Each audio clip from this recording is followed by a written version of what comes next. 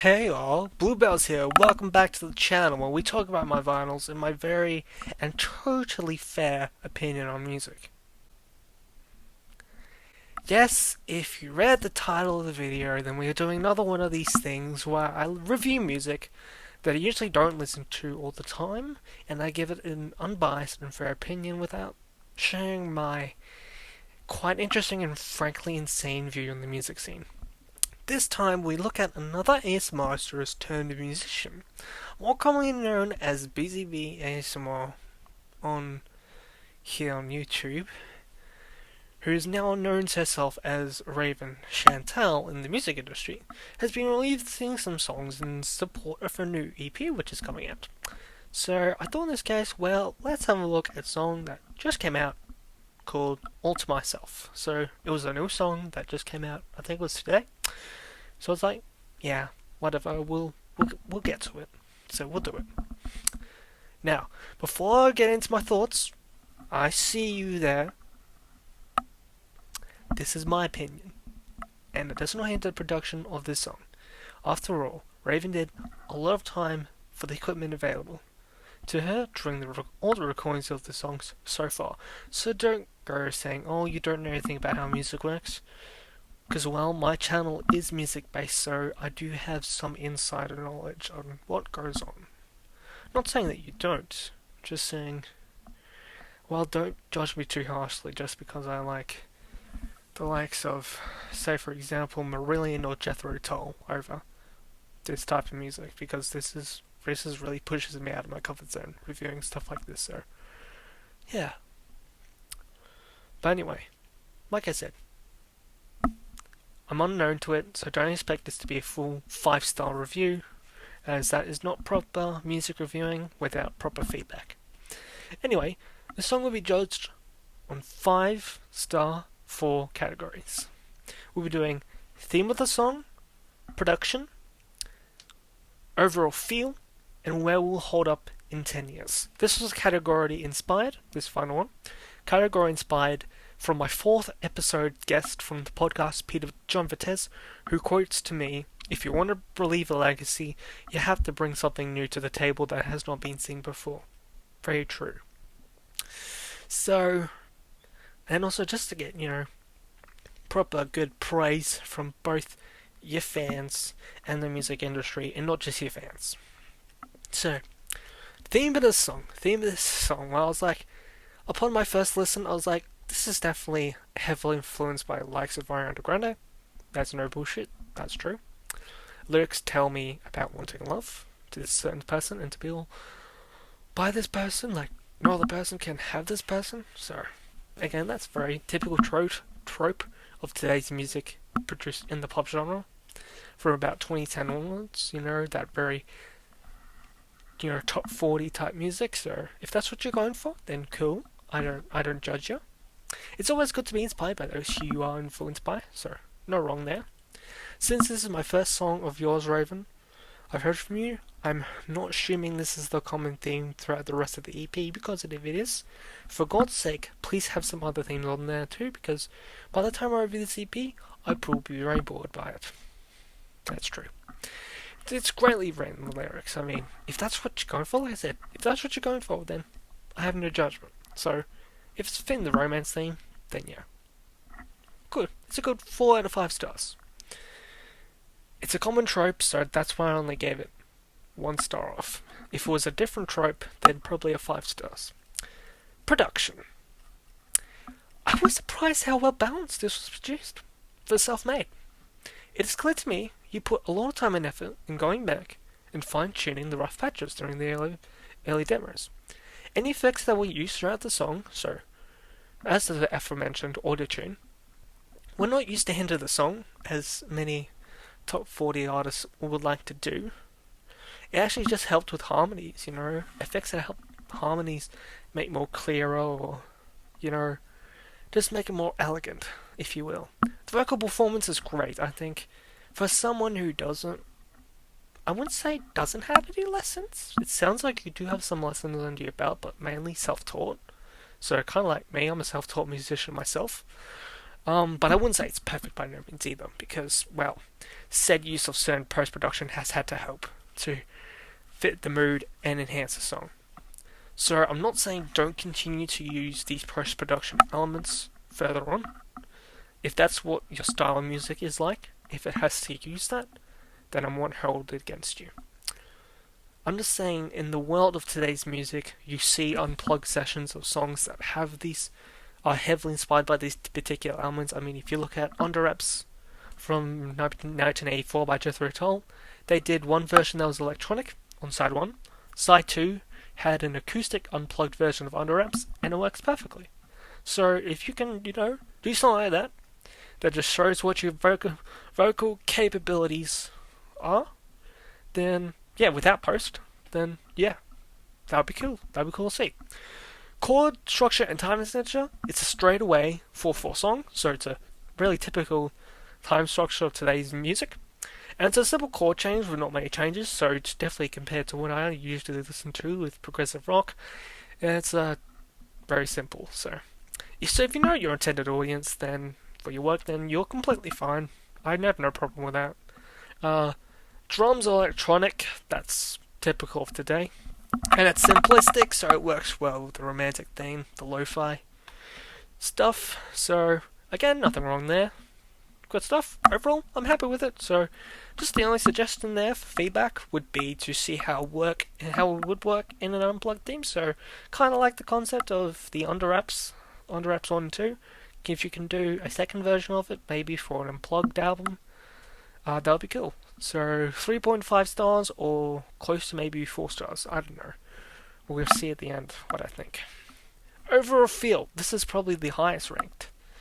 It felt very comfortable in my ears. You can say that for your music. I felt the EQs were all balanced, so great job. You had the set perfect hertz for this song.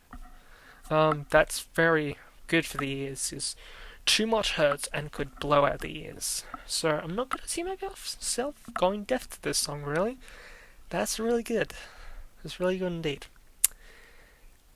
This last category there. How will it hold up in the next 10 years?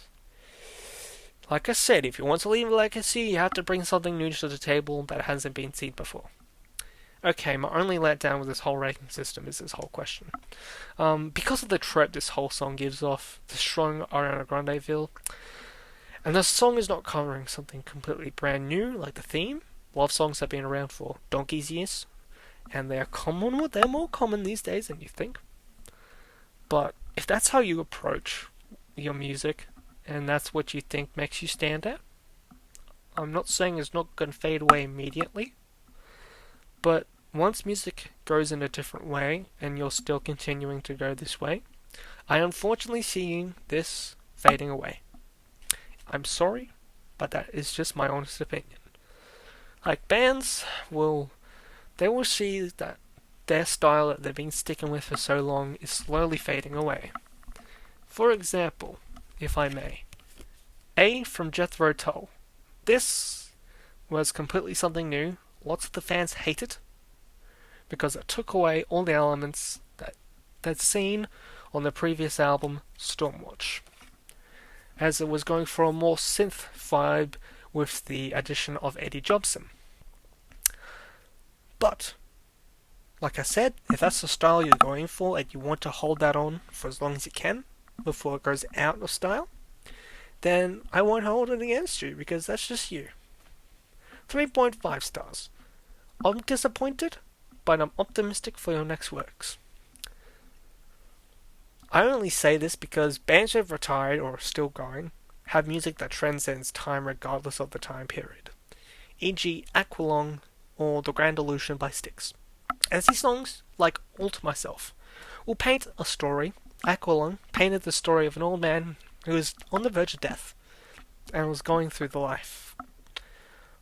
Salvation Alamode, The Armies Up the Road, all those things that, the old society go through when they thinking about the other side of the world, the other side of life. And The Grand Illusion, talking about how not everything is what it seems on the radio, in music, on TV, or film. But I see it more towards the aqualung style, which is painting the story of this woman who wants this guy for herself and only him.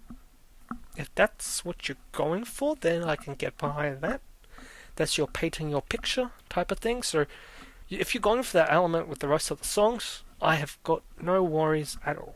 It's just, it's blatantly obvious it's using a common trope. So, yeah. Anyway, it's only your second song, so I'm not. It's early days for your music. Your music style might change. Like, lots of the common bands we all know and love changed their style over the years just to keep up with the times. So, if you do end up changing your style of music, then that's great. So, yeah. So I'm not going to be too harsh. Doesn't mean that there's no feedback to improve on. No. Your rating out of 20 with this new system, introduced today, is 17 stars out of a possible 20.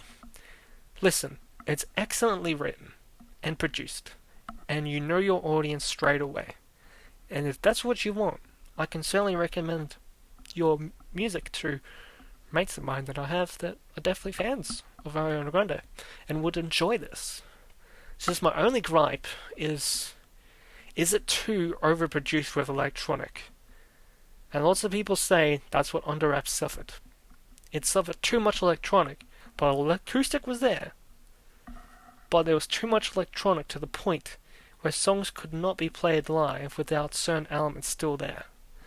I mean, if you watch the tour, you see that there's a lot of sampled sounds played throughout the Under Wraps songs. The only songs that really sort of worked off on that album was European Legacy and Under Wraps 1. Believe it or not, I think both of them worked well. Maybe because of the acoustic element of European Legacy. But don't be too daft in yourself. That's just my way of thinking of music, really. Yeah, it's just basically all the effects that you do in post. I just want to see how this song would work in acoustic with your natural vocals, and if you can do that with the piano, that'd be really cool. For a self-produced, you did a great job. Considering we see the style amongst radio played songs these days, if you were to come up with something that may lead into this is just a suggestion, so you don't have to do it. A prog pop territory, so have some solos in there, like maybe do some keyboard solos, maybe get some cool solos in there, that'd be really nice. Or there's some synths. Much like what Taylor Swift is now doing these days. That would be a really great step up. Like, maybe in the next end of the decade, if you're still producing music, if you can, bump that up, just add that alongside. Doesn't matter. Yeah, and if that's not completely fine, that's your work, and it's not mine. So, if you don't want to do that, I'm not forcing you. So before you go harshly telling me I'm wrong and I don't know jack shit about today's music scene, please consider subscribing to the Bluebells of England if you want to hear more about how I do things like this that take me out of my comfort zone, as today I was so hesitant to listen to Raven's music because I had that stereotype in my mind that this was just going to be another overproduced, overcommon song. But I don't know. I'm on the fence. It's truly, I think it's excellently produced for self with what you've got. But I'm just hearing too many comparisons, and it's not copycat, but it's kind of nearly on copycat territory. Don't let that be a criticism. That's just me, because I'm an old. I've got my music taste is old. That's what it is. So don't be daft. Yeah. So yeah. Anyway, that was me absolutely stepping out of my comfort zone. I'm gonna do it again next month eventually with some more. Actually, probably doing it very soon with the Kentra EP that's coming out. I'm very excited for that. I've been I've just been eager, very eager. So yeah, This is the Bluebells of England. This is Liam from Bluebells of England, signing out. Don't be too harsh on me in the comments, because this was my first listen after all, so I'm probably may just end up recommending this stuff to friends, as it's not my cup of tea personally, so yeah, this is probably the first time something is not my cup of tea, because most of the music I listen to these days, whether it's non-prog or other elements, even Monday music, some Monday ones, like Joshua Batten for example, have caught my eye. But yeah, this is probably just one of those exceptions where it's just because I've heard this trope too much in my youth, and that's what got me from stopping to listen to modern radio as a whole. So yeah, if you subscribe to my channel, you'll see that I don't like to talk about modern music that often. Even you'll see here in my very first episode of my podcast that. So yeah, stay tuned for more, and I hope you enjoyed this very, very honest review of All to Myself by Raven Chantal. And Raven, if you end up stopping by in this video, do consider a thumbs up and tell me what you think of my review, because it's the best I got, man. Anyway, cheerio.